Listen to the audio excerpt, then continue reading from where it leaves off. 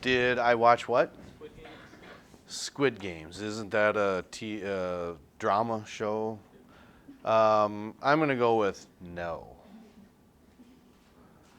I hear it's very popular, though.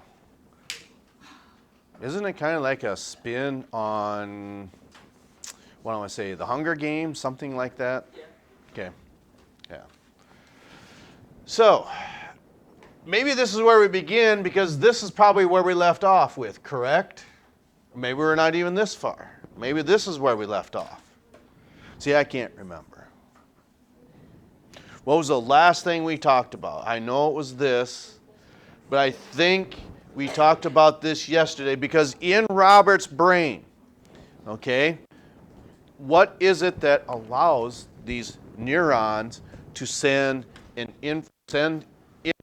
or conduction of a transmission?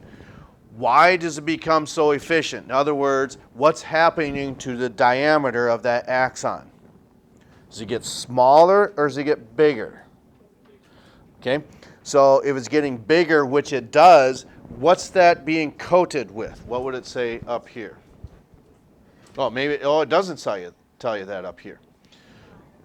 It's myelin that puts that on there. So the more myelin on there, the more proper conduction, I suppose, or more efficient. That would certainly be the case. Okay, so this is probably where we begin, the synapse. Okay.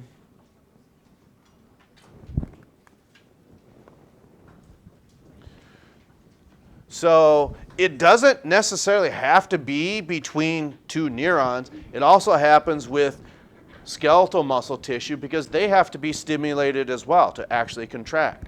That's what allows you to look down at your paper, to look up here at the board, to anywhere to writing on your paper. All of these different types of, let's say, movements, okay, is taking place because of this concept right here. And I don't know how you want to look at that.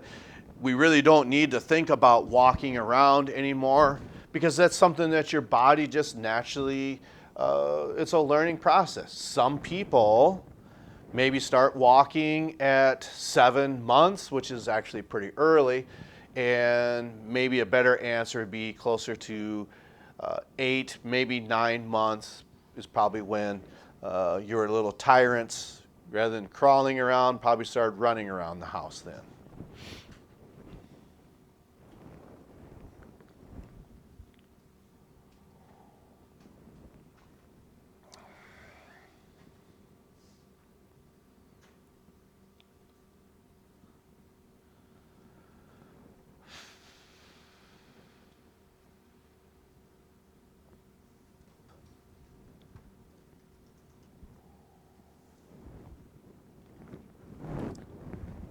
And there could be various functions of these. It could be conduction of a nerve impulse, for, like we just said, for movement.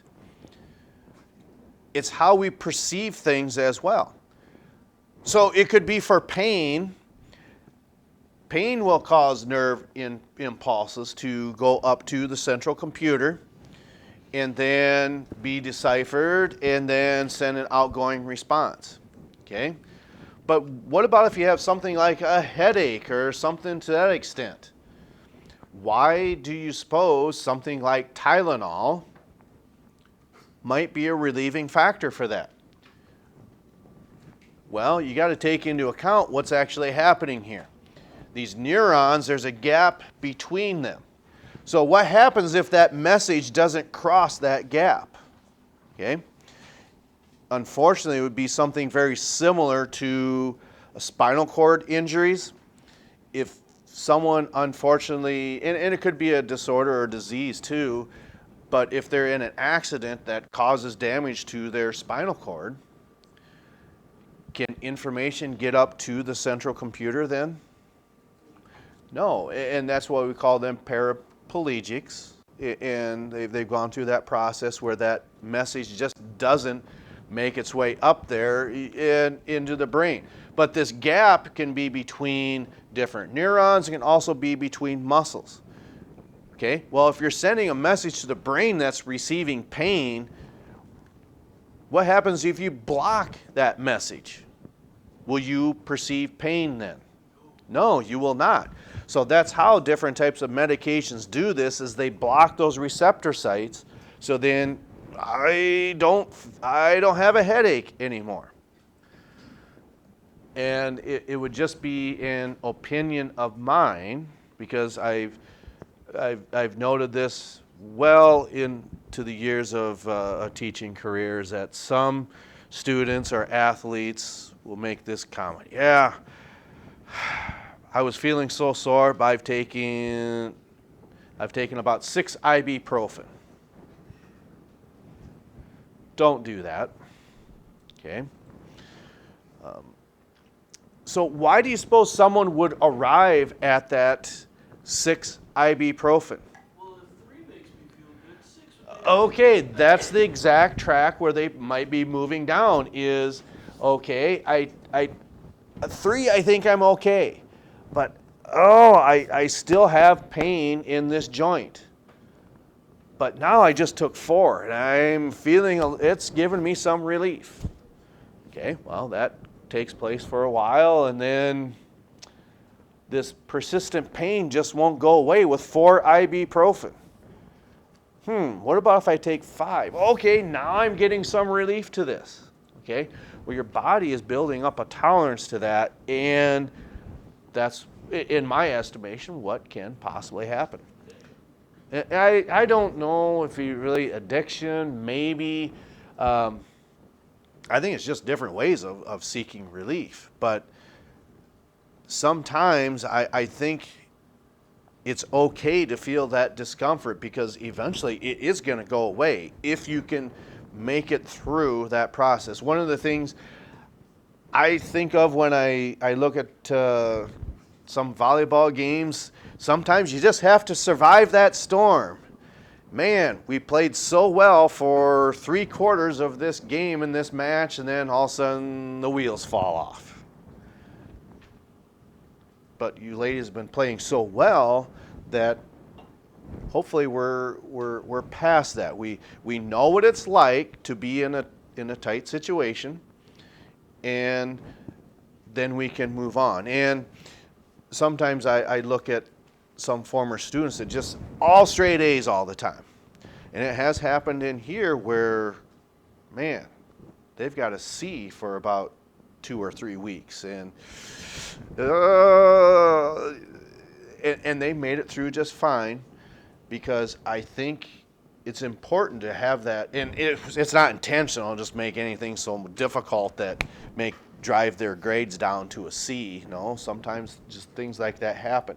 But if you have that experience in high school, and then you can deal with that better in college, I suppose you could say, if you went undefeated in a season in volleyball, and now all of a sudden you make the postseason, now you're playing from behind, it might be a little more difficult to do that. So having that experience and just saying, okay, I've been here before, I can navigate through this. And it doesn't necessarily have to be sports, it's anything in life too. Okay? Eventually you're might look back and things that happened in high school and say, I can't believe I made a big deal of this. Maybe, maybe not. But eventually there's going to be things that happen, that doesn't bother me anymore. Okay? And hopefully we think about that. We don't care what people think about what's going on in here. That's why you see me acting like an idiot up here. I don't care what people are thinking when they fear to look inside. Okay? It's all part of growing up. Okay. So this signal that's going across is called a neurotransmitter. And what you can see, it's just something, a transmitter, something that sends a signal. So this signal then is taking place in the nervous system, and that's why you call it a neurotransmitter.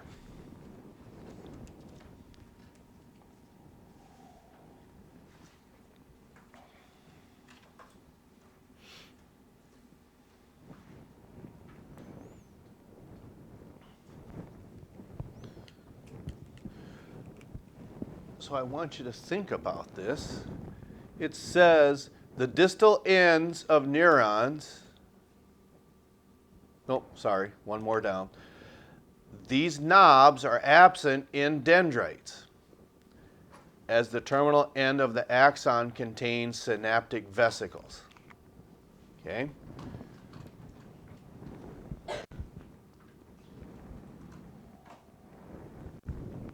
And we can make sense of that here in just a moment. I just want to see. Okay, so the meninges are next. We're supposed to be up to that. But I want to make sure that we make it that far because we do have a paper that is due on Friday. But as I look, we're doing just fine.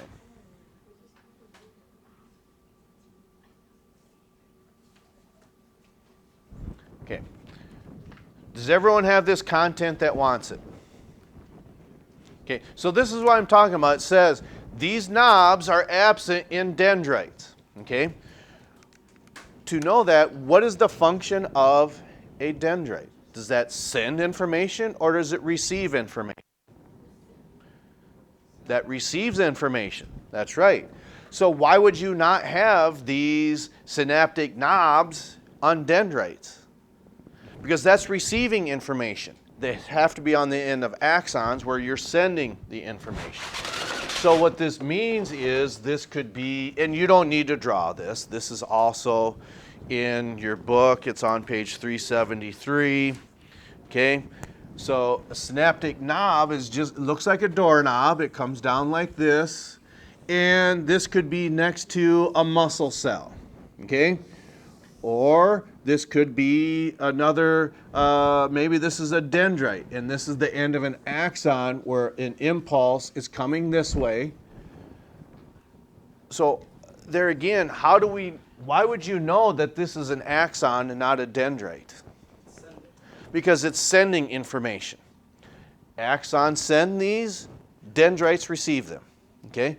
So this neurotransmitter, okay, what it's doing is it's sending this specific compound.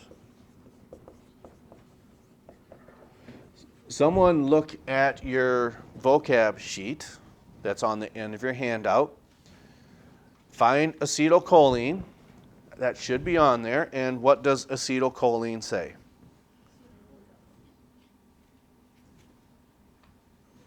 And maybe it's not on there. It's not on there.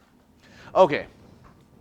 So acetylcholine then is a neurotransmitter, okay, that is sending information from this terminal down to whatever it is it's stimulating. This could be another neuron because there's no synaptic knobs on here, so that makes this a dendrite. Or, like I said, it could be a muscle cell too. So that sends these little signals down here because this does not make direct contact with this. So this chemical messenger in the form of acetylcholine would cause a stimulus to take place here. If it's a muscle cell, it's causing that to contract. And that's what acetylcholine does. It's a neurotransmitter. Okay, so we've been talking for about, it says 13 and a half minutes. But I want you to have time to continually work on these papers if you needed to. We got about 15 minutes left, so if there's anything else you'd like to work on instead, we'll go ahead and give you that time. So we'll catch up to you next time.